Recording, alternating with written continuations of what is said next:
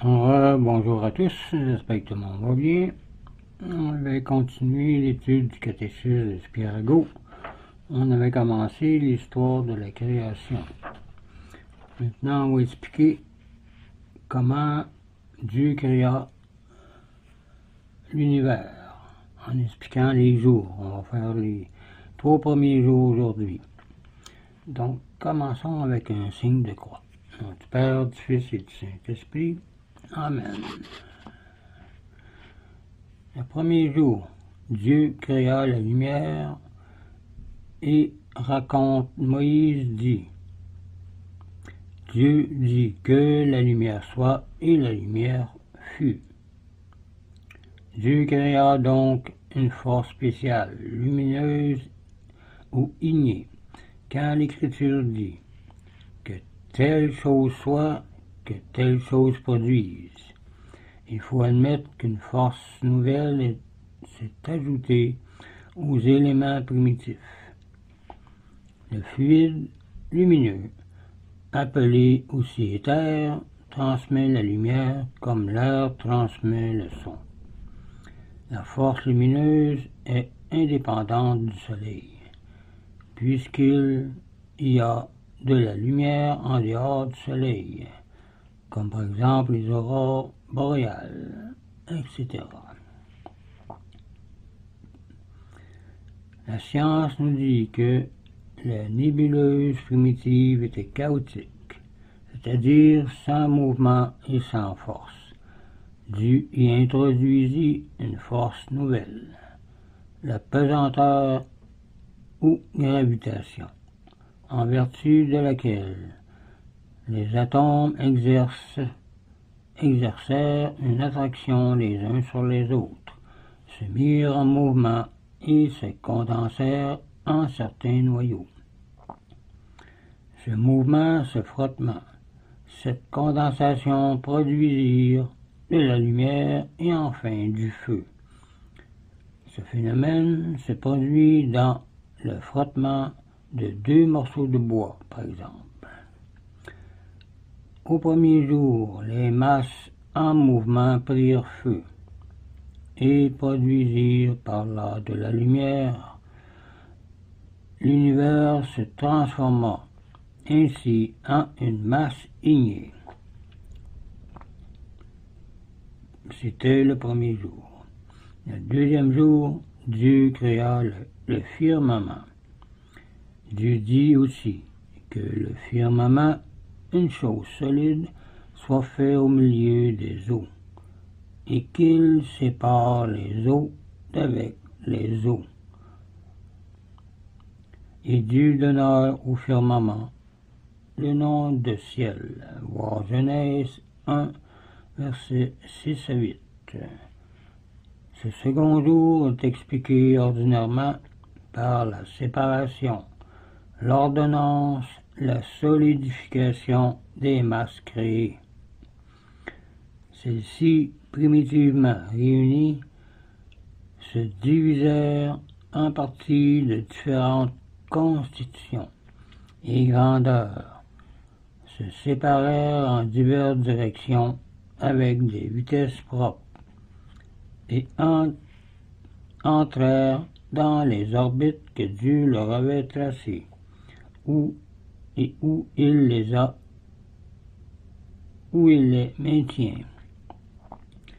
Cette solidification des masses cosmiques dans l'espace en des orbites sidérales est appelée firmament ou chose ferme. Comme ces orbites se trouvent dans l'espace céleste, on a l'habitude de nommer firmament cet espace lui-même, avec les astres et leur orbite, et Dieu appela le firmament ciel. Voir Genèse 1, verset 8.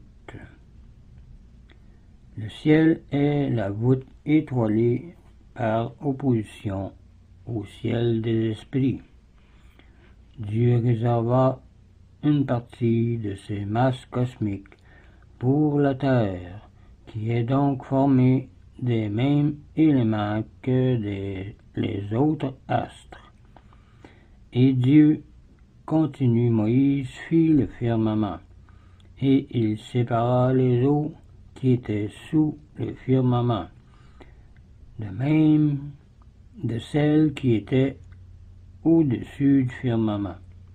Genèse 1, 7. Sans doute, l'écrivain sacré voulait dire que Dieu sépara les masses sidérales des corps destinés à remplir les espaces intermédiaires.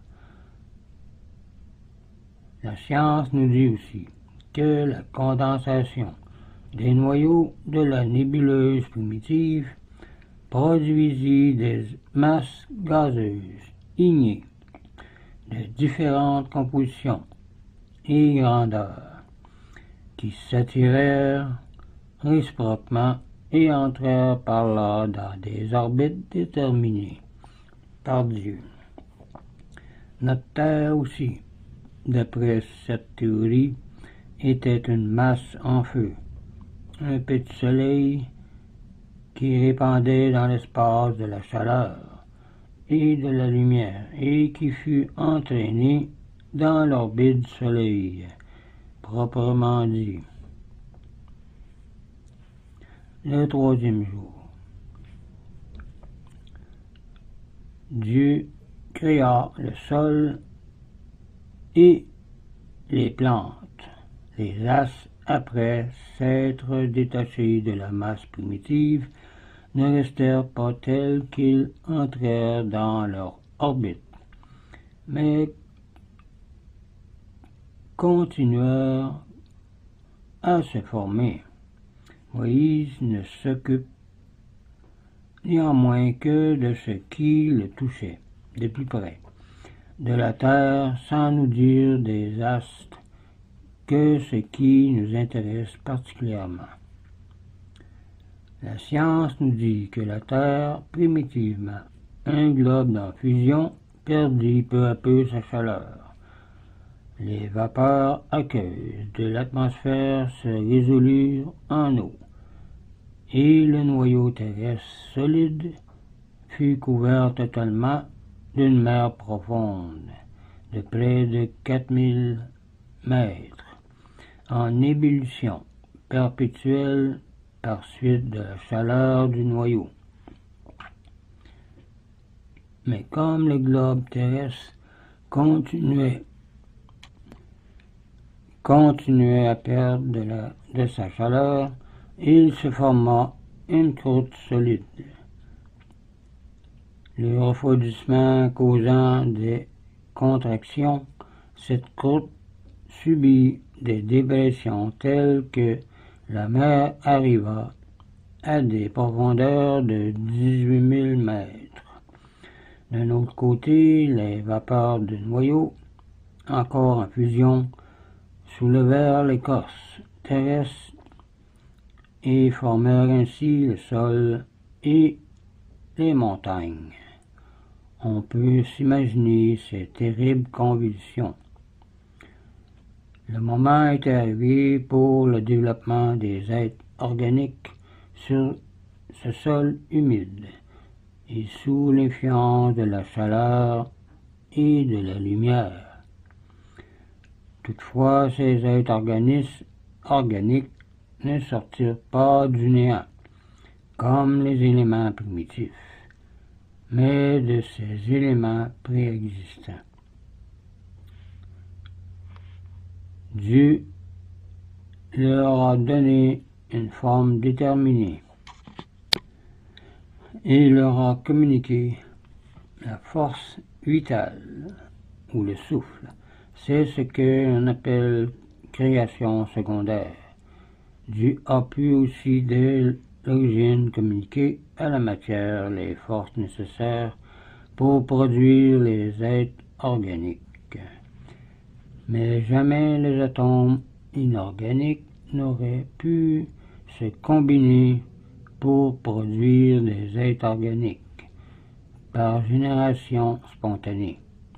tous les savants de l'univers seraient incapables de produire par des combinaisons soit une plante, soit un animal.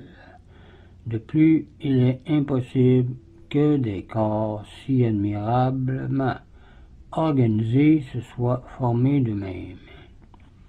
Même une machine inerte ne se produit pas d'elle-même, elle naît de l'intelligence humaine.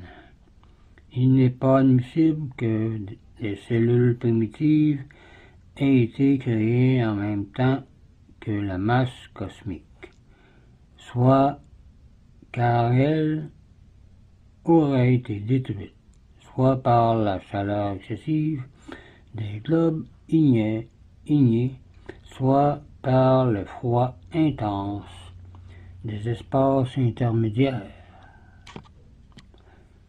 Ce serait tout pour cette vidéo. La prochaine fois, on va parler du 4e jour et on va dire que Dieu créa le ciel, Dieu créa le soleil, la lune et les étoiles. Et on verra ce que l'Église en pense. Donc, je vous laisse là-dessus, je vous dis au revoir et union prière.